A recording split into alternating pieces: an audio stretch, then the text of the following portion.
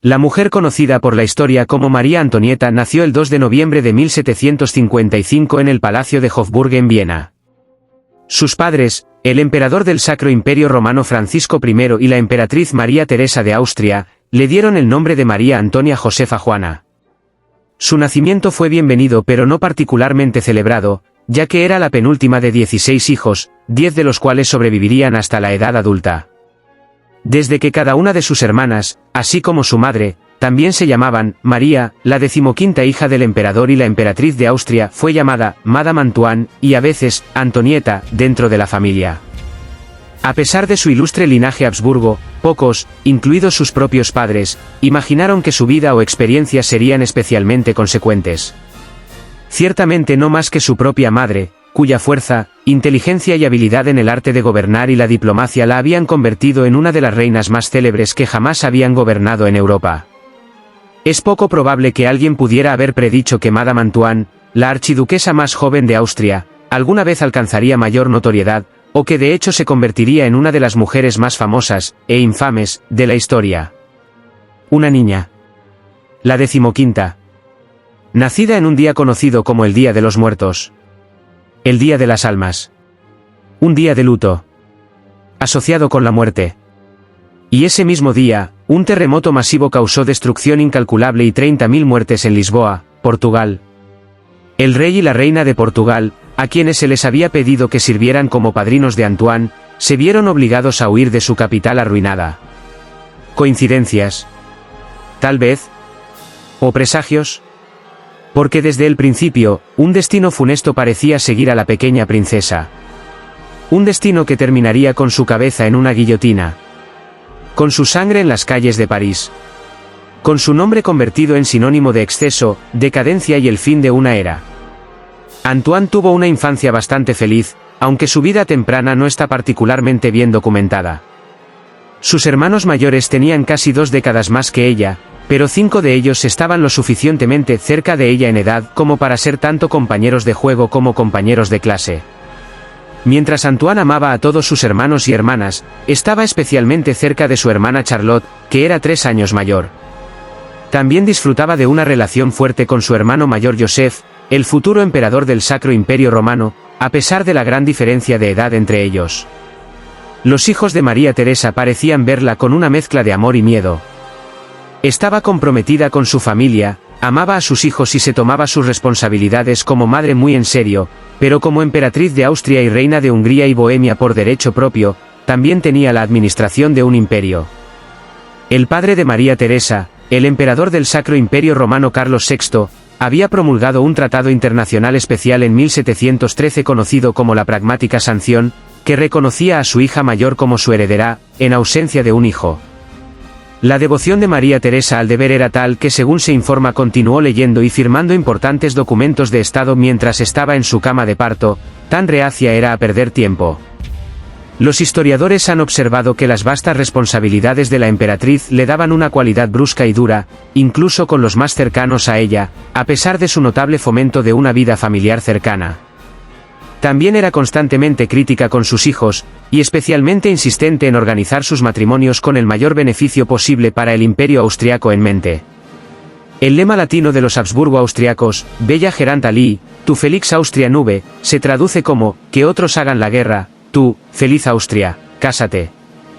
Virtualmente ninguno de los hijos de María Teresa fue autorizado a elegir sus propios cónyuges, y se esperaba que todos cumplieran con su deber y se casaran para fortalecer la dinastía.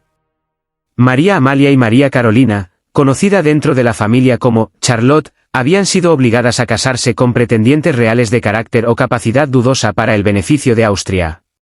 En la víspera de la boda de Charlotte con el rey mentalmente inestable de Nápoles, la emperatriz María Teresa escribió: mientras ella cumpla con su deber hacia Dios y su esposo y gane su salvación, incluso si es infeliz, estaré satisfecha.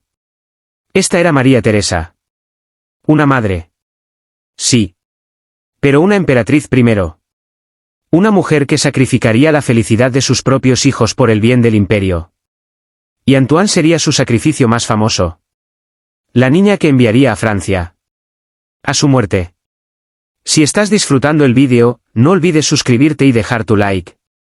Eso ayuda mucho a que el canal siga creciendo. En cuanto a la joven Antoine, como la mayoría de sus hermanos, su propio amor por su madre siempre estuvo complicado por la crítica de la emperatriz, y por su opinión generalmente baja de la actitud, inteligencia y capacidades de Antoine. La pequeña archiduquesa tenía una relación mucho más cercana y cálida con su padre. Francisco I no tenía mucho en común con su esposa. Su notable búsqueda del placer contrastaba marcadamente con su firme ética de trabajo y parecía más interesado en diversiones como la caza, el juego y las amantes que en gobernar. Francisco parecía contento con ocupar su posición en gran parte ceremonial, sin embargo, y aunque es cierto que María Teresa tenía el poder estatal real, confiaba mucho en Francisco para administrar los asuntos financieros de Austria. El aspecto más desafortunado del matrimonio de Francisco y María Teresa era que ella casi seguramente lo amaba más de lo que él la amaba a ella. Francisco, el joven duque de Lorena, había sido adoptado en la corte austriaca a la edad de 14 años, ya que el emperador Carlos VI tenía la intención de que se casara con su hija mayor y heredera. Se decía que María Teresa había amado a Francisco desde el principio, sentimientos que él no correspondía, aunque parecía tener un afecto, respeto y agrado genuinos por ella.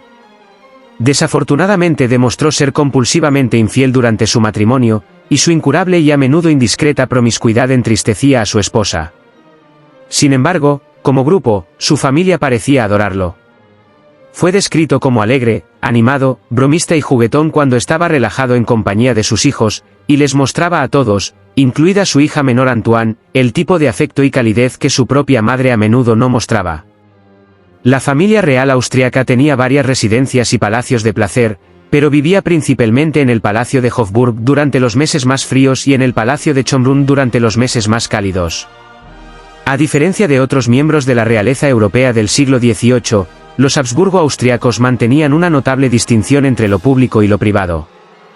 En contraste, la familia real francesa estaba en exhibición cada hora del día. Incluso sus rutinas de baño y vestimenta podían ser atendidas por ministros del gobierno y los más grandes nobles de Francia, cada uno de los cuales estaba completamente convencido de su derecho a tener tal acceso a la familia real.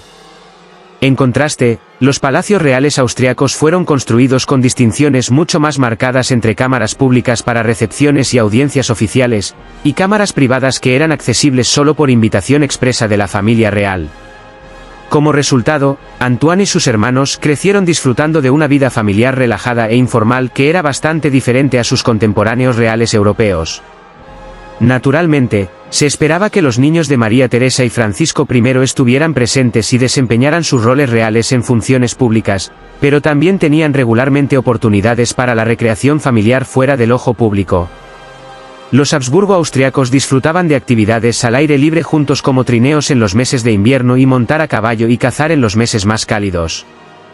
Viena era uno de los centros culturales más ricos de Europa y así, naturalmente, toda la familia eran amantes y mecenas de las artes.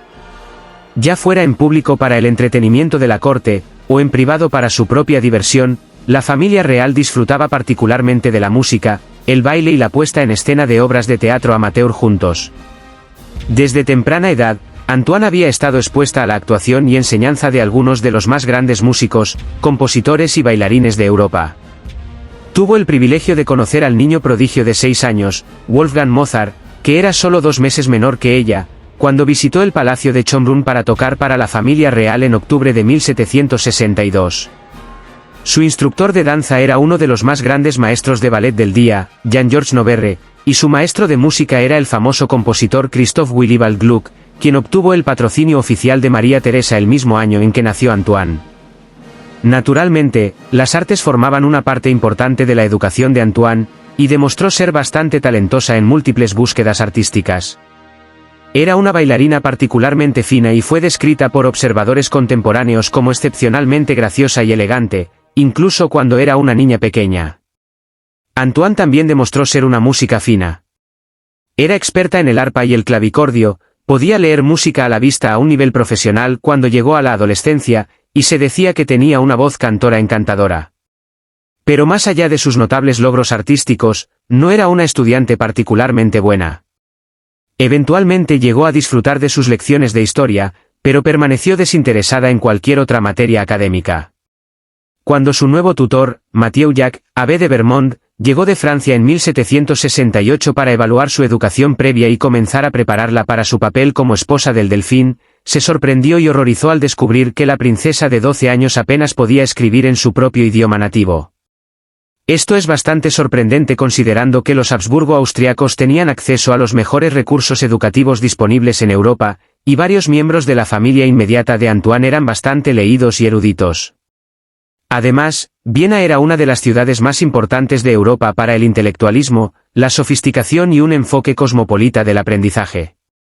Una proporción considerable de los vieneses, y varios de los propios Habsburgo, eran trilingües, hablando regularmente alemán, que sus súbditos locales hablaban italiano, porque también gobernaban varias regiones en Italia, y francés porque era la lengua franca de la Europa del siglo XVIII. A los apenas 13 años de edad, Antoine solo hablaba su primer idioma, francés, con fluidez, aunque su discurso estaba superpuesto por una gran cantidad de elementos lingüísticos alemanes y hablaba con un fuerte acento alemán. Una niña de 13 años, que apenas podía escribir, que no había sido educada adecuadamente, que no estaba preparada. Y sin embargo, sería enviada a Francia para casarse con el futuro rey, para representar la alianza entre Austria y Francia, para llevar el peso de las esperanzas diplomáticas de su madre sobre sus hombros jóvenes. Y fracasaría. No porque fuera tonta, no porque fuera malvada, sino porque era una niña, arrojada a un papel para el cual nadie, ni siquiera los adultos más capaces, podrían haber estado preparados. Varios factores potenciales pueden haber contribuido a su desempeño académico generalmente poco impresionante. El padre de Antoine, el emperador, era el antiguo duque de Lorena, cuyo primer idioma también era francés. Aunque se convirtió en emperador de Austria, se negó obstinadamente a hablar o incluso a aprender alemán, comportamiento que bien podría haber influido en su hija. Además, la principal institutriz de Antoine fue descrita por algunas fuentes como habiendo sido bastante negligente con su joven alumna. Antoine siempre desagradaba leer y es posible que se le permitiera descuidar aquellas lecciones que no disfrutaba. Además, los padres de Antoine podrían no haber considerado su pobre educación lo suficientemente importante como para rectificar.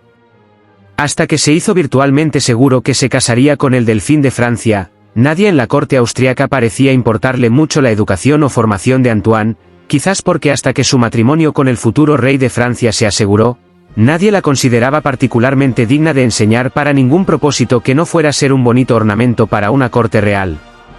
Su tutor, Abbé de Vermont, escribió que su alumna tenía una tendencia hacia la pereza y la frivolidad, lo cual no es sorprendente en una niña con tan poca estructura o consistencia en su educación temprana. Sin embargo, expresó confianza en lo que percibía como su inteligencia natural. A pesar de las brechas en su educación, Antoine demostró ser una aprendiz rápida. Vermont notó que cuando estaba suficientemente motivada para aprender, captaba nuevas lecciones rápidamente y usaba la razón admirablemente para sugerir soluciones a problemas. Bajo su tutela, la alfabetización y capacidad de aprendizaje de Antoine mejoraron rápida y dramáticamente. Aunque los Habsburgo austriacos parecían llevar la vida más encantadora, incluso para una familia real, tendrían su parte de tragedia. Es bastante notable para la Europa del siglo XVIII que en una familia de 16 niños solo 3 no sobrevivieron a la infancia. Otro flagelo visitaría a la familia real austriaca repetidamente, el de la viruela. 6 miembros de la familia inmediata de Antoine contrajeron la enfermedad en un momento u otro durante finales de los 1750 y 1760, incluida la propia emperatriz. Esto impulsó a María Teresa a montar una campaña de inoculación en Viena, y tanto Antoine como su hermano menor Maximiliano recibieron el nuevo procedimiento que implicaba introducir material biológico de personas infectadas con el virus. Este método de vacuna temprana era exponencialmente más peligroso que los métodos modernos, pero afortunadamente, ambos niños sobrevivieron, y sin cicatrices. 3 de los hermanos mayores de Antoine, Carlos, María Joana y María Josefa, murieron del virus de la viruela durante los 1760. La familia sufrió otro golpe cruel con la muerte repentina del emperador Francisco I en agosto de 1765, ya sea de un derrame cerebral o un ataque al corazón. La emperatriz María Teresa quedó devastada, entrando de inmediato en el luto más profundo. Usaría solo el negro de viuda por el resto de su vida. Antoine de 9 años estaba tan destrozada como el resto de la familia. La leyenda cuenta que antes de su partida final hacia Innsbruck, se despidió de su familia pero se volvió por impulso para abrazar a su hija menor una vez más. Francisco I murió solo unos días después en su carruaje mientras regresaba de la ópera. En un memorándum a su testamento, amonestó a sus hijos a tener cuidado con quien otorgaban su amistad, y a no ser demasiado apresurados en depositar su confianza en otros. Además, los exhortó a evitar el juego y otros comportamientos disolutos. Aquellos con el beneficio de la retrospectiva podrían afirmar que todo esto era un buen consejo para la joven Antoine, y muchos comentaristas históricos la han condenado por parecer haberlo ignorado en los años siguientes. Pero era solo una niña. De 9 años. Que había perdido a su padre. El único que la había amado incondicionalmente. El único que la había abrazado sin crítica. Sin decepción. Sin expectativas imposibles. En abril de 1770, una ansiosa Antoine de 14 años se despidió de su familia, sus amigos y su país. Su madre le instó a conformarse a su nuevo esposo y su familia, y a usar todo su encanto y amabilidad para ganar el favor de la corte francesa. «Haz tanto bien al pueblo francés», escribió, «que puedan decir que les he enviado un ángel». El rey Luis XV y su prometido, el delfín Luis, conocieron el carruaje de Antoine en Compiègne, cerca de la frontera austriaca con Francia.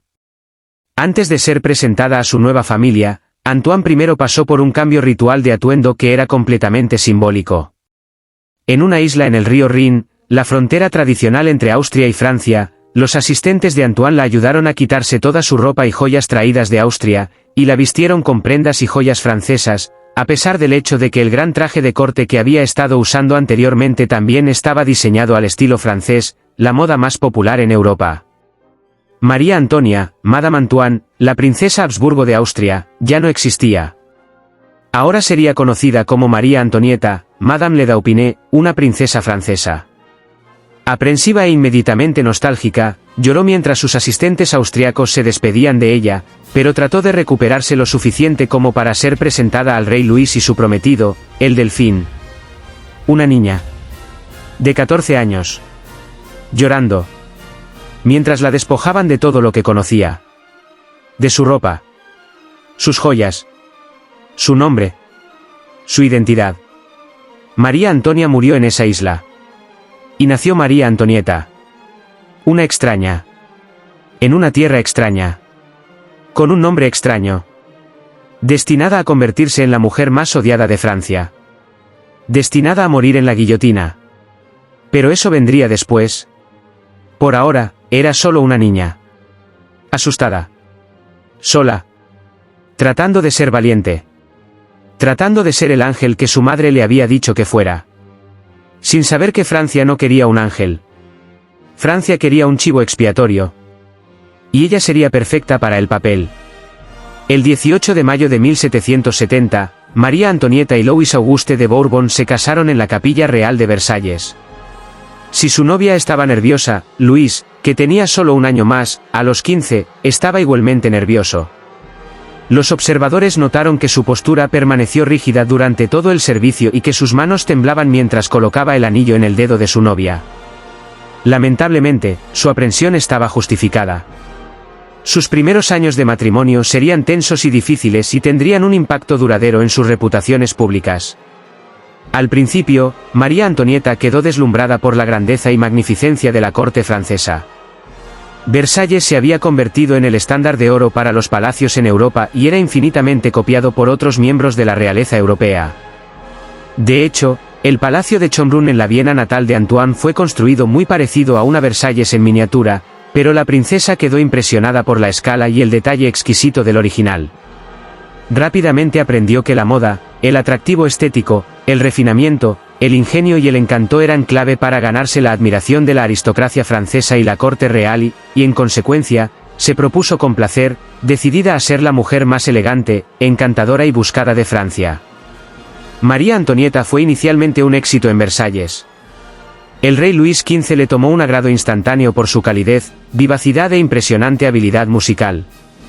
Porque el rey la apreciaba, las experiencias tempranas de la delfina en la corte francesa fueron prometedoras, y puede haber sido el favor del rey Luis lo que mantuvo ciertas críticas de la joven princesa bajo control durante un tiempo. A pesar de la admiración que su belleza y energía juvenil inspiraban, todavía era solo una adolescente y mal entrenada para el papel en el que se esperaba que sobresaliera de inmediato. Como muchos jóvenes de 14 años podrían haber hecho, manejó mal las relaciones con varias figuras políticas importantes en la corte, incluidas, Lestantes, las hermanas ancianas del rey que se consideraban las árbitras de la conducta en la corte francesa. María Antonieta se sorprendió por la absoluta falta de privacidad involucrada en ser miembro de la familia real francesa. Habiendo crecido acostumbrada a una clara distinción entre espacios públicos y políticos y espacios privados disfrutados solo por miembros de la familia, estaba horrorizada al descubrir que virtualmente nunca se le permitía estar sola, o llevar a cabo las tareas personales más mínimas por sí misma. Su resistencia al protocolo real y su burla a veces abierta del mismo hicieron que las tías ancianas de su esposo la desagradaran.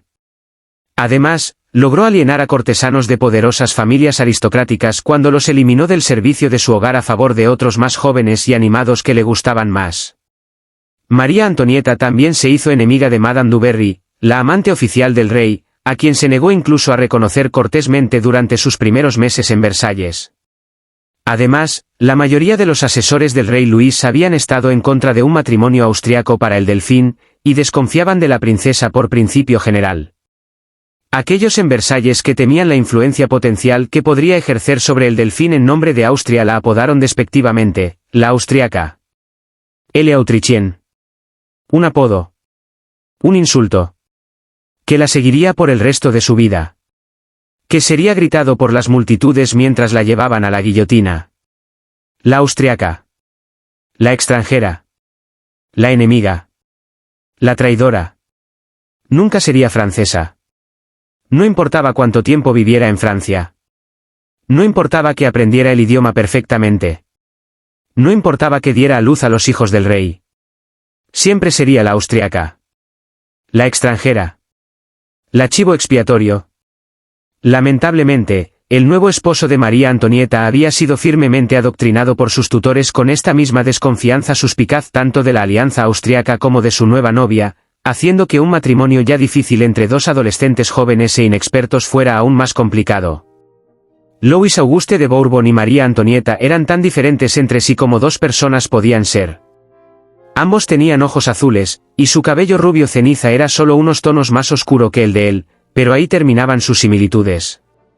Donde ella era animada y extrovertida, él era tímido y torpe. Él luchaba con la indecisión mientras ella era decidida y rápida para actuar. Le encantaba leer, un pasatiempo que ella nunca había disfrutado. Incluso su gran altura contrastaba marcadamente con su pequeña estatura, ya que Luis medía 6 pies 4 pulgadas de altura, lo cual era bastante impresionante para la Francia del siglo XVIII. Aunque admitió en privado que eventualmente llegó a amar a su esposa, de alguna manera, y de hecho la encontraba hermosa, continuamente se negó a consumar el matrimonio, un estado de cosas que permaneció sin cambios durante los primeros 7 años de su unión. La falta inicial de consumación difícilmente es sorprendente considerando la extrema juventud de la novia y el novio, que tenían solo 14 y 15 años respectivamente. Dado que los asuntos sexuales rara vez se discutían, incluso entre miembros de la familia, cuando la joven pareja se quedó sola en su noche de bodas, probablemente no sabían qué hacer. Casi seguramente estaban terriblemente nerviosos, y acababan de conocerse solo unos días antes. Luis escribió en su diario que simplemente se fue a dormir en su noche de bodas, así como en las 2 noches siguientes. Con Versalles siendo el lugar menos privado de toda Francia, especialmente para la familia real, la falta de consumación entre el Delfín y la Delfina fue inmediatamente de conocimiento público. Un matrimonio no consumado significaba que todavía no había ninguna posibilidad de hijos reales y herederos para salvaguardar el trono francés. Dado que esto era un asunto importante de Estado, los cortesanos se apresuraron a llevar las noticias al rey Luis XV. El viejo rey tenía cariño tanto por su nieto como por su nuera, y parecía mostrar cierta comprensión. Insistió en que nadie debería tratar de presionar el asunto con el Delfín, y expresó confianza en que la joven pareja se asentaría en su matrimonio a tiempo. Pero la emperatriz María Teresa no fue ni de cerca tan paciente con lo que veía como los errores y deficiencias de su hija. La correspondencia entre María Teresa y María Antonieta durante sus primeros años en Versalles resalta fuertemente la relación difícil entre madre e hija. Mantenida bien informada por sus espías en Versalles, la emperatriz constantemente criticaba a Antoine por alienar a miembros de la corte francesa, por su estilo de vida excesivamente lujoso y extravagante, y sobre todo, por no lograr convencer o seducir a su esposo para que finalmente consumara el matrimonio. María Teresa regañó a su hija por permitirse convertirse en el foco de los chismes de los tabloides franceses por su frivolidad y ligereza. Castigó a Antoine por no buscar la superación personal, la animó a leer más, y le advirtió que no tenía la inteligencia, el talento, la cultura o el carácter para resistir la crítica mucho peor que la emperatriz creía que ciertamente seguiría. María Antonieta a menudo respondió defensivamente a estas cartas, expresó tristeza y dolor de que su madre creyera lo peor de ella, y aseguró a María Teresa que de hecho tenía los mejores intereses de Francia y la alianza austriaca en el corazón. Cartas de su madre. Llegando semana tras semana. Crítica tras crítica. Nunca lo suficientemente buena. Nunca lo suficientemente inteligente. Nunca lo suficientemente digna. ¿Puedes imaginar? Ser una niña de 14, 15, 16 años. En un país extranjero. Con un esposo que no te toca. Con una corte que te odia. Y recibir cartas de tu madre diciéndote que eres un fracaso. Que estás decepcionándola. Que no eres lo suficientemente buena. ¿Es de extrañar que María Antonieta buscara consuelo en otras cosas? ¿En la moda? ¿En el juego? ¿En las fiestas? ¿Qué más tenía? Como predijo su madre, no pasó mucho tiempo antes de que María Antonieta desarrollara una reputación de extravagancia frívola. Los historiadores y biógrafos han especulado que sus gustos ostentosos y decadentes que había desarrollado en los primeros años de su matrimonio, especialmente después de que se convirtió en reina, fueron en parte un intento de compensar su infelicidad. No solo permaneció físicamente insatisfecha sino también emocionalmente distante de su esposo, quien persistió durante varios años en la cautela de su esposa y la sospecha de sus lealtades austriacas. El 10 de mayo de 1774, el rey Luis XV sucumbió a la viruela, muriendo en su cama en Versalles a la edad de 64 años. Era muy impopular hacia el final de su reinado y pocos además de su nieto parecían lamentarlo de manera genuina. El pueblo francés ahora miraba a Luis XVI con esperanza y optimismo. El nuevo rey era joven, solo 19 años, y aunque no tenía el estilo o la presencia imponente de su abuelo, Luis XV, o su tercer bisabuelo, Luis XIV, era percibido como un hombre joven amable, genuino, brillante y concienzudo, todas cualidades prometedoras para un gobernante potencialmente grande y justo. La reina María Antonieta también fue inicialmente bastante popular con el pueblo francés, reconocida por su belleza, estilo y encanto. Pero pasaron 4 años más sin una consumación del matrimonio real. Y cuanto más tiempo permanecía sin cambios la situación, más comenzaba a sufrir la imagen pública del rey y la reina. Luis XVI y María Antonieta se distanciaron aún más como esposo y esposa después de ascender al trono francés. Luis se levantaba temprano, atendía los negocios del día y se iba a la cama temprano. Antoine, por otro lado, amaba quedarse despierta hasta tarde y rara vez se levantaba antes de las 10 u 11 de la mañana. Le gustaba leer, montar a caballo y cazar y tendía a ser tímido y hablar suavemente en compañía. Ella amaba la alegría y distracción de las noches en París, asistiendo al teatro, la ópera o bailes de máscaras. Gastaba lujosamente en ropa y joyas fabulosas, usando pelucas tan altas como 3 pies, a menudo vestidas con torres de redes y plumas. Adoraba el juego y frecuentemente perdía sumas exorbitantes en las mesas de juego de París. Este comportamiento le ganó el apodo muy poco halagador de Madame Déficit, entre el público francés, que se estaba volviendo cada vez más convencido de que su gasto estaba contribuyendo tanto como cualquier cosa a los problemas económicos de Francia. Madame Déficit. Madame Deuda. Como si ella, una mujer, una reina sin poder político real, fuera responsable de la quiebra de Francia. Como si sus vestidos y sus joyas hubieran vaciado el tesoro francés. Como si las guerras de Francia, las campañas militares de Francia, la corrupción de Francia, no tuvieran nada que ver con ello. No. Era culpa de ella. De la mujer. De la extranjera. De la austriaca. Siempre era culpa de ella. Si María Antonieta estaba compensando la soledad y el descontento en su matrimonio, entonces quizás Luis estaba haciendo lo mismo. Después de que se convirtió en rey, Luis regaló a su esposa la propiedad conocida como Le Petit Trianon en los terrenos de Versalles, que una vez había pertenecido a la amante oficial de Luis XV, Madame de Pompadour. Sabiendo que María Antonieta encontraba la absoluta falta de privacidad en Versalles cansada y confinante, Luis le dio la propiedad como su refugio privado. Podía recibir solo a aquellos que deseaba invitar y podía renovar y mejorar la casa y los terrenos a su placer. El rey también regularmente saldaba todas las considerables deudas de su esposa en silencio y sin censurarla. Es posible que un sentido de culpa haya jugado un papel en la notable indulgencia de Luis hacia cada capricho de su reina.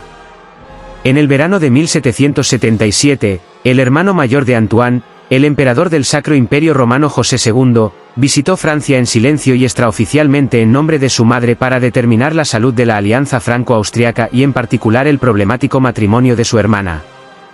Él y Luis aparentemente se llevaron bien, tanto que Luis llevó a José a su confianza sobre sus problemas sexuales. Los historiadores supusieron durante mucho tiempo que Luis XVI podría haber tenido algún tipo de condición física que hacía la actividad sexual desagradable o dolorosa, como la fimosis. La teoría de que el rey se sometió a una circuncisión para abordar tal condición ha sido mayormente rechazada por historiadores más recientes. Más bien, señalan las cartas que José II escribió a su madre y hermano Leopoldo, que indican que los impedimentos sexuales de Luis eran psicológicos, y probablemente surgieron de la vergüenza por su falta de conocimiento y experiencia, y de una ansiedad o miedo intenso al sexo en sí. No ayudaba a la situación que la renuencia de su esposo en la cama matrimonial hacía que Antoine se sintiera frustrada, resentida y mucho menos dispuesta a intentar cualquier persuasión de apoyo. La visita e intervenciones de José entre el rey y la reina de Francia sí dieron frutos, por así decirlo. Unas semanas después de su partida para Viena, María Antonieta informó felizmente a su madre en una carta que después de 7 años, su matrimonio había sido, finalmente y perfectamente consumado. «No creo que esté embarazada todavía», escribió, «pero al menos tengo la esperanza de estarlo muy pronto». 7 años. 7 años esperando. 7 años de humillación. 7 años de chismes. De burlas. De ser el hazmerreír de Francia. Porque todos sabían. Todos hablaban de ello. El rey que no podía, o no quería, tocar a su esposa. La reina que permanecía virgen. Año tras año. Y los panfletos. Los libelles. Los papeles de escándalo. Se burlaban de ambos. A Luis lo retrataban como un cerdo castrado. Sonriendo tontamente y perezosamente. Y a María Antonieta la acusaban de tener innumerables amantes. Porque si el rey no la tocaba, entonces seguramente debía estar buscando satisfacción en otra parte. ¿No? Esa era la lógica. La lógica cruel y misógina de la Francia del siglo XVIII. La reina tenía razón. Al año siguiente, el 19 de diciembre de 1778, María Antonieta dio a luz a su primer hijo, una niña a quien llamó Marie-Thérèse Charlotte, en honor a su madre y su hermana favorita. El nacimiento de un hijo y el progreso que habían hecho en su matrimonio ayudaron al rey y la reina a construir una relación más cercana y confiada. Y aunque su primer hijo no fue un hijo, la familia real disfrutó de un aumento en popularidad por un tiempo. El nacimiento de una hija significaba que pronto también podría haber un delfín para Francia. Pero ese aumento en popularidad no duraría. Porque Francia estaba cambiando. El mundo estaba cambiando. Y María Antonieta, encerrada en su burbuja de privilegio en Versalles, no tenía idea. 100 o más años antes, estos desarrollos podrían haber sido suficientes para mejorar la estabilidad política y reducir la crítica de la monarquía, pero Francia a mediados y finales del siglo XVIII estaba experimentando cambios sociales, políticos e ideológicos dramáticos, tambaleándose en la cúspide de un nuevo mundo cuyos valores eran totalmente incompatibles con las imágenes y prerrogativas tradicionales de la realeza. Luis XVI y María Antonieta habían sido criados en la atmósfera rarificada de la realeza europea. Ninguno de los dos sabía nada sobre cómo vivía la gente de sus países y permanecían casi completamente aislados de las profundas grietas que se formaban en el lecho rocoso de la sociedad francesa. Pero el sistema social estrictamente jerárquico y profundamente desigual de Francia fue sometido a una intensa presión económica durante mediados y finales del siglo XVIII, en gran parte gracias a los costos de la guerra. Los conflictos de Francia con sus vecinos europeos durante las décadas anteriores y el generoso apoyo de Luis XVI a la Revolución Americana con el objetivo de debilitar a Gran Bretaña, habían empujado al tesoro francés al borde mismo de la ruina financiera. Al mismo tiempo, el pueblo francés estaba sufriendo oleadas periódicas de hambre debido a múltiples cosechas pobres consecutivas. Los altos precios de los alimentos y los impuestos persistentemente altos causaron brotes alarmantes de disturbios civiles mientras la gente enfurecida y desesperada luchaba ampliamente por albergar y alimentar a sus familias. Además de estos serios problemas estructurales, las ideas de la Ilustración habían comenzado a permear completamente la sociedad francesa, haciendo simpatizantes republicanos de algunos aristócratas, muchos miembros de la burguesía y de la gente de la clase trabajadora por igual. Inspirados por la Revolución Americana y por las nociones cada vez más valoradas de responsabilidad gubernamental, la abolición del privilegio noble y los derechos intrínsecos que poseía cada persona individual, las ideas de los filósofos y revolucionarios amenazaban el poder y la legitimidad de la monarquía francesa en el momento de su mayor debilidad. María Antonieta dio a luz a 3 hijos más durante los 1780, un delfín para Francia en diciembre de 1781, bautizado Luis José Javier Francisco, y 2 hijos más, Luis Carlos en marzo de 1785, y María Sofía Elena Beatriz en julio de 1786. A pesar de la apariencia de mayor estabilidad y domesticidad dentro de la familia real, las reputaciones públicas de Luis XVI y María Antonieta continuaron declinando. Los años durante los cuales su matrimonio había permanecido sin consumar habían cobrado su precio en las percepciones públicas tanto del rey como de la reina. Luis era percibido como débil, ineficaz, y sus deficiencias sexuales se equiparaban con una incapacidad para gobernar competentemente. La reina era vista como dominante, codiciosa y explotadora de la debilidad de su esposo. En los escandalosos libelles, u hojas de escándalo que circulaban por toda Francia, Luis XVI a veces era representado como un cerdo castrado, sonriendo tontamente y perezosamente. María Antonieta era frecuentemente ridiculizada en los tabloides por su lujosa extravagancia y su sospechosa dominación política de su esposo en nombre de Austria. Pero más que esto, los ataques públicos lanzados contra la reina en los libelles tendían a ser de naturaleza sexual, y se volvieron cada vez más oscuros, más obscenos y más amenazantes cuanto más se acercaba Francia al punto de inflexión revolucionario de 1789. Durante los años en que su matrimonio había permanecido sin consumar, habían comenzado a circular rumores de que debía haber disfrutado de muchos, incluso innumerables amantes. Esto es altamente improbable, pero algunos historiadores ahora creen que hay pruebas suficientes para confirmar que María Antonieta tuvo al menos una aventura amorosa íntima durante su matrimonio, con el conde sueco Axel von Fersen. El conde era apuesto, gallardo, un aventurero que, a su regreso de luchar contra los británicos en la Revolución Americana, se dedicó a María Antonieta, permaneciendo como su consejero y amigo más cercano. Fersen era un invitado frecuente en el pequeño Trianon durante los 1780, y la reina le dio la alcoba justo encima de la suya. Vale la pena señalar que se cree que su esposo, Luis XVI, nunca pasó ni siquiera una noche en el pequeño Trianon, aunque ocasionalmente pasaba el día allí con su familia, por invitación de su esposa. Tradicionalmente, los historiadores han reservado el juicio sobre la naturaleza de la relación entre el conde Fersen y María Antonieta debido al hecho de que la mayoría de su correspondencia se ha perdido, destruido a propósito o fuertemente censurado más tarde. Sin embargo, en 2016, historiadores que trabajaban en archivos franceses y suecos afirmaron haber encontrado y finalmente decodificado múltiples cartas que verifican que Fersen y la reina estaban de hecho íntimamente involucrados y profundamente enamorados durante muchos años. Un amante. Tal vez. Probablemente. El conde Axel von Fersen. Apuesto. Leal. Devoto. El único hombre que la amó. El único hombre en quien podía confiar. Mientras su esposo permanecía distante. Educado, sí. Pero nunca apasionado. Nunca ardiente. Nunca verdaderamente suyo. ¿Y quién podría culparla? Después de años de rechazo. Después de años de soledad. Después de años de ser ridiculizada y humillada. ¿Quién podría culparla por buscar consuelo en los brazos de un hombre que realmente la deseaba? Pero Francia la culpó. Francia la condenó. Porque las reinas no debían tener deseos. Las reinas no debían tener necesidades. Las reinas debían ser estatuas. perfectas, intocables, inhumanas. Porque el estigma público existente sobre su virtud moral, convertirse en madre, no hizo nada para reparar la reputación de la reina. Sus detractores se apresuraron a sugerir que ninguno de sus hijos, ni siquiera el delfín, fueron engendrados por el rey. Aunque el pequeño Trianón estaba destinado a ser un refugio de libertad de la corte para María Antonieta, probablemente no se dio cuenta de que sus actividades allí hicieron mucho para socavar su reputación. Las reinas de Francia tradicionalmente no disfrutaban de privacidad, cuya búsqueda solo daba al público razón para creer que la reina podría tener algo que ocultar. La inmoralidad sexual era el vicio más imaginado. Sin embargo, la forma en que la reina renovó la propiedad también fue controvertida.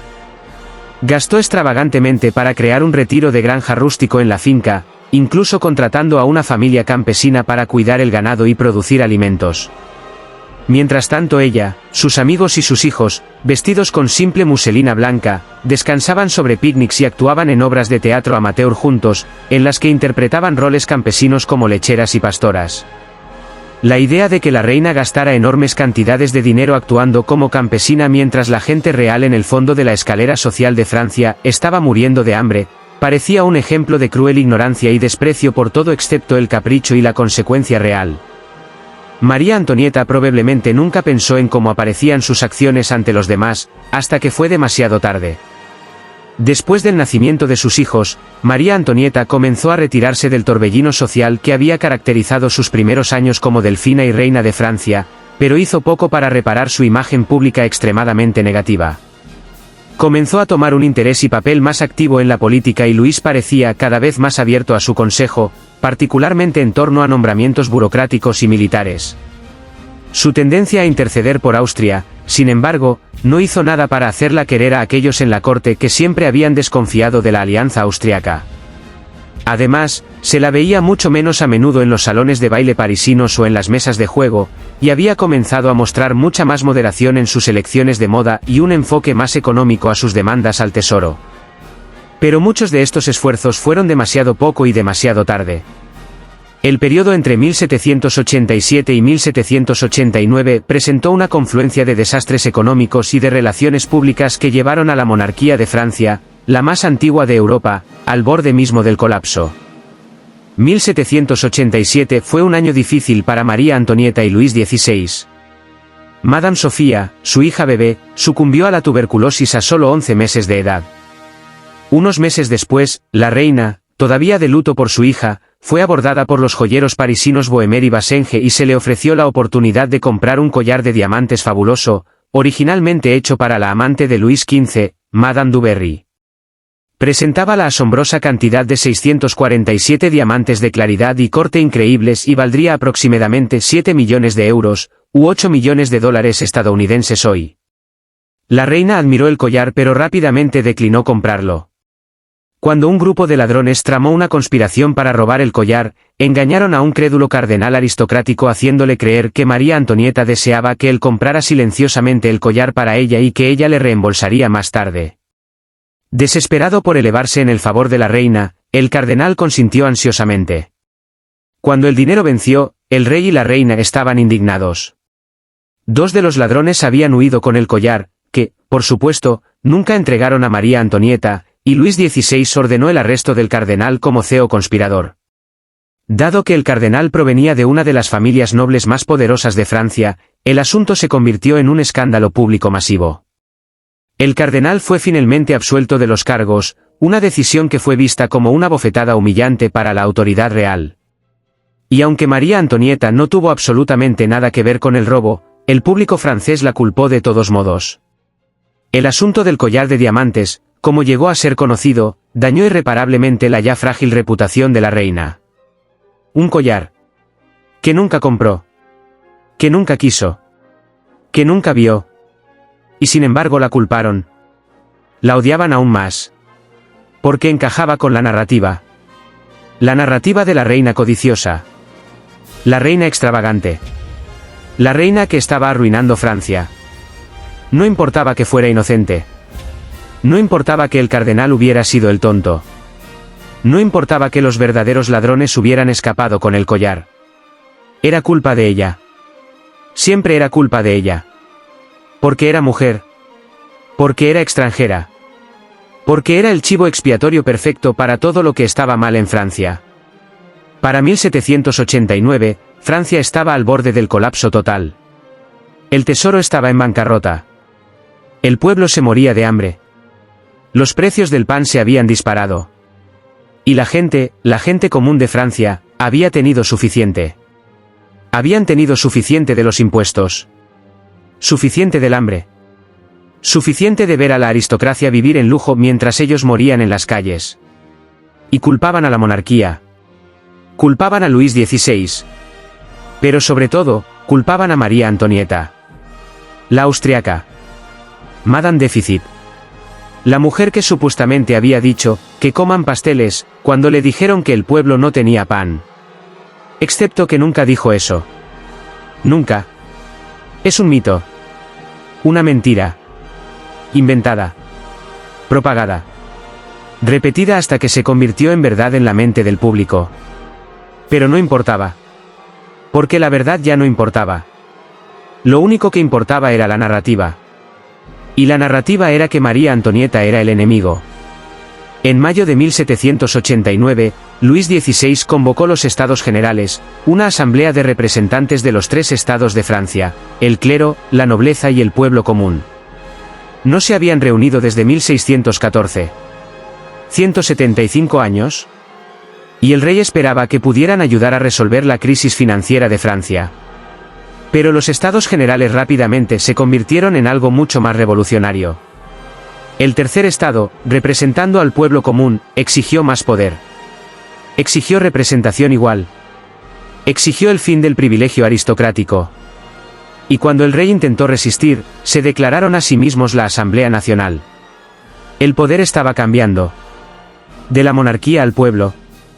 Y Luis y María Antonieta, encerrados en Versalles, no se dieron cuenta de cuán peligroso se había vuelto el mundo hasta que fue demasiado tarde.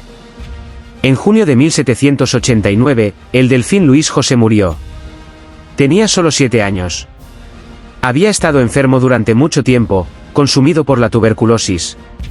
Y María Antonieta quedó devastada. Había perdido a su hija Sofía 2 años antes. Ahora había perdido a su hijo mayor. Su heredero.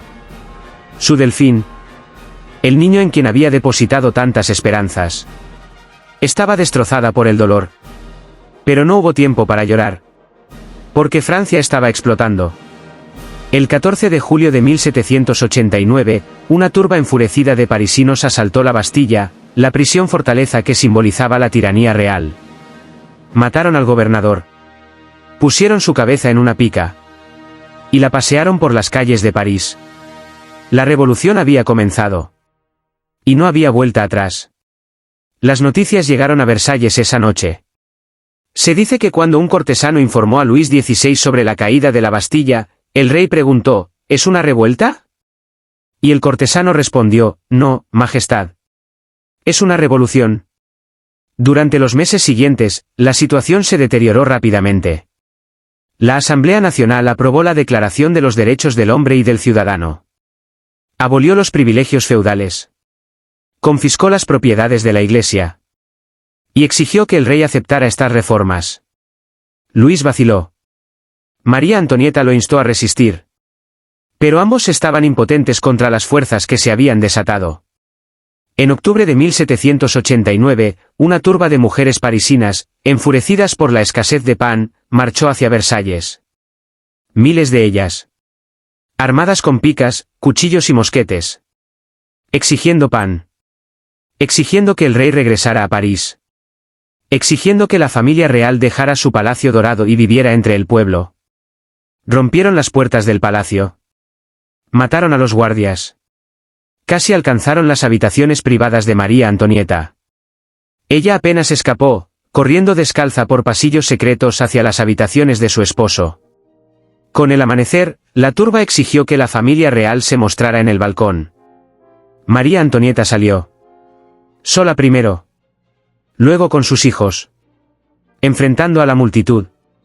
Miles de rostros furiosos. Gritándole. Maldiciéndola. Apuntándole con armas. Se quedó allí. En ese balcón.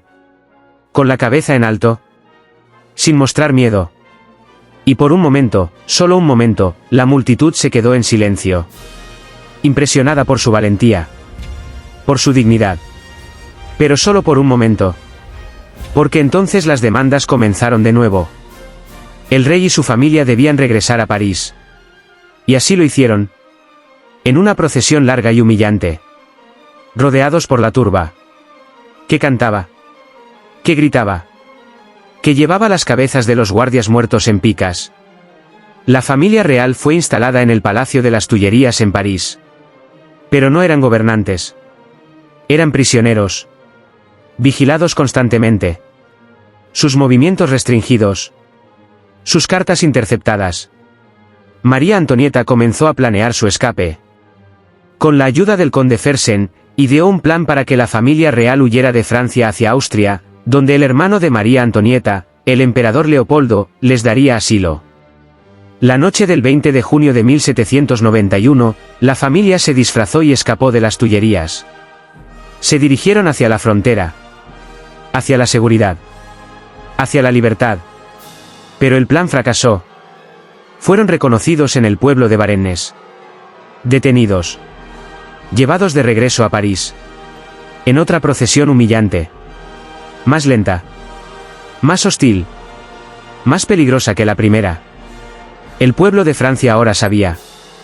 Sabía que su rey había intentado huir. Había intentado abandonarlos. Había intentado traicionarlos.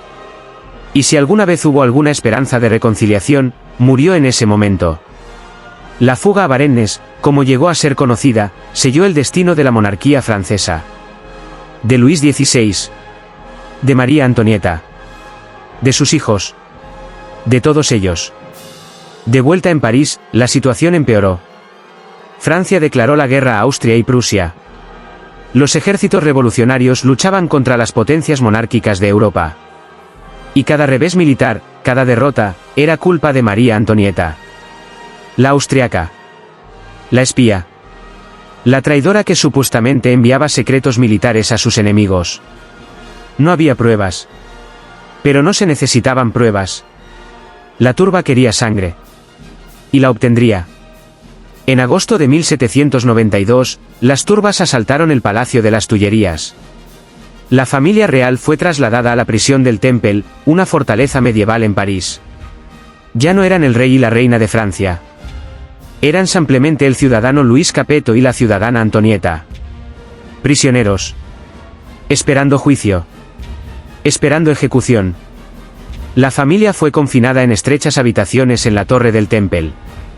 Vigilados día y noche. Interrogados. Humillados. Luis fue separado de su familia. Juzgado por traición. Condenado. Y el 21 de enero de 1793, Luis XVI, rey de Francia, fue ejecutado en la guillotina. Tenía 38 años. Había sido rey durante 18 años. Y murió con dignidad. Perdonando a sus ejecutores. Pidiendo misericordia para Francia. María Antonieta se convirtió en viuda. A los 37 años. Prisionera en el Temple. Separada de su hijo. Porque después de la muerte de Luis, los revolucionarios llevaron a Luis Carlos lejos. El niño de 8 años. El nuevo rey a los ojos de los monárquicos. Luis XVII. Lo llevaron de su madre. De su hermana. De su tía. Y lo pusieron bajo el cuidado de un zapatero brutal que lo maltrató. Lo aterrorizó. Lo obligó a denunciar a su propia madre. A decir cosas horribles sobre ella. Cosas que un niño de 8 años ni siquiera debería conocer. María Antonieta nunca volvió a ver a su hijo. Y eso, más que cualquier otra cosa, más que la prisión, más que la ejecución que vendría, eso fue lo que la rompió. En agosto de 1793, María Antonieta fue trasladada del Temple a la Conciergerie, la prisión donde los condenados pasaban sus últimos días antes de la guillotina. Fue puesta en una celda húmeda. Vigilada constantemente. Incluso cuando usaba el retrete. Sin privacidad. Sin dignidad. Sin esperanza. Su salud se deterioró rápidamente. Sufría de hemorragias. Probablemente cáncer uterino. Estaba demacrada. Su cabello se había vuelto blanco. Tenía 37 años pero parecía de 60. El 14 de octubre de 1793, María Antonieta fue juzgada ante el Tribunal Revolucionario. Los cargos eran absurdos. Traición. Conspiración con potencias extranjeras. Y el más horrible de todos, incesto con su propio hijo. Basado en la confesión forzada del pequeño Luis Carlos. Un niño aterrorizado. Torturado psicológicamente. Obligado a decir lo que querían que dijera. Cuando se le preguntó sobre esta acusación, María Antonieta se quedó en silencio por un momento. Luego se levantó. Y con toda la dignidad que le quedaba, apeló a todas las madres presentes en la sala del tribunal. Apelo a todas las madres que están aquí, dijo. ¿Es tal crimen posible? La sala quedó en silencio. Incluso sus enemigos más acérrimos sintieron la vergüenza de tal acusación. Pero no importó. El veredicto ya estaba decidido. Culpable. La sentencia, muerte por guillotina. A ejecutarse al día siguiente. 16 de octubre de 1793. María Antonieta pasó su última noche escribiendo una carta a su cuñada, Madame Isabel. Una carta de despedida. Una carta de perdón. Perdono a todos mis enemigos el mal que me han hecho, escribió. Me despido de mis hijos. Dios mío, qué desgarrador es dejarlos para siempre. Ella pensó en ellos. En María Teresa, su hija. En Luis Carlos, su hijo. Los niños que nunca volvería a ver. Que quedarían huérfanos. Solos en un mundo cruel. Y lloró. Por última vez. Lloró. A las 4 de la mañana la despertaron. Le dieron ropa blanca para usar. El color del luto real. Le cortaron el cabello. Le ataron las manos. Y la llevaron a una carreta. No un carruaje cerrado. Como le habían dado a Luis. Sino una carreta abierta. Para que todos pudieran verla. Para que pudieran burlarse de ella. Escupirle. Maldecirla. El viaje desde la conciergería hasta la Plaza de la Revolución, donde esperaba la guillotina, tomó más de una hora. Una hora de lento avance a través de las calles de París. Calles llenas de multitudes. Gritando. Cantando. Celebrando. María Antonieta se sentó en la carreta. Con la espalda recta. La cabeza en alto. Sin mostrar miedo. Sin mostrar vergüenza. Sin darles la satisfacción de verla rota. Y en esa carreta, en esa última hora, ya no era la reina frívola. Ya no era Madame Déficit. Ya no era la austriaca odiada. Era simplemente una mujer. Una madre. Una viuda. Enfrentando su muerte con valentía. Con dignidad. Con gracia. A las 12:15 del mediodía, la carreta llegó a la guillotina. María Antonieta bajó. Subió los escalones. Con firmeza. Sin ayuda.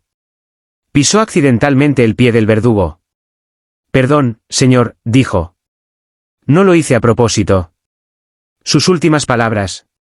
Una disculpa. Porque incluso al final, incluso enfrentando la muerte, María Antonieta recordó sus modales. Recordó quién era. La colocaron bajo la cuchilla. La cuchilla cayó. Y María Antonieta, la última reina de Francia, estaba muerta. Tenía 37 años. Había estado en Francia durante 23 años. Había sido reina durante 19 años. Y murió odiada. Vilipendiada. Culpada por los pecados de toda una nación. El verdugo levantó su cabeza. La mostró a la multitud. Y la multitud rugió. Con aprobación. Con alegría. Como si hubieran matado a un monstruo. Como si hubieran salvado a Francia. Pero no habían matado a un monstruo. Habían matado a una mujer. Una mujer imperfecta, sí. Una mujer que cometió errores, sí. Pero una mujer que no merecía esto. Que no merecía ser el chivo expiatorio de todos los problemas de Francia. Que no merecía morir en la guillotina. Su cuerpo fue arrojado a una fosa común. Sin ceremonia. Sin respeto. Sin dignidad. Como si nunca hubiera sido reina. Como si nunca hubiera sido nada. Sus hijos nunca la volvieron a ver. María Teresa sobreviviría. Sería liberada en un intercambio de prisioneros. Viviría hasta los 72 años. Pero nunca se recuperaría de lo que había presenciado. De lo que había perdido. Su hermano Luis Carlos moriría en prisión a los 10 años. Maltratado. Enfermo. Solo. El pequeño rey que nunca reinó. Y el conde Fersen, su amante, su amigo más fiel, sería asesinado por una turba en Suecia años después. Golpeado hasta morir.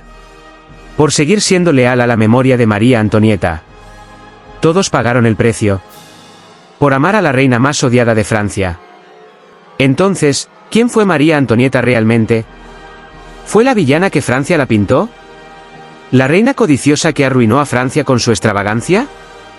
¿La traidora que conspiraba con enemigos extranjeros? No. No era nada de eso. Era una niña. Enviada a un país extranjero a los 14 años. Para casarse con un extraño. Para representar una alianza.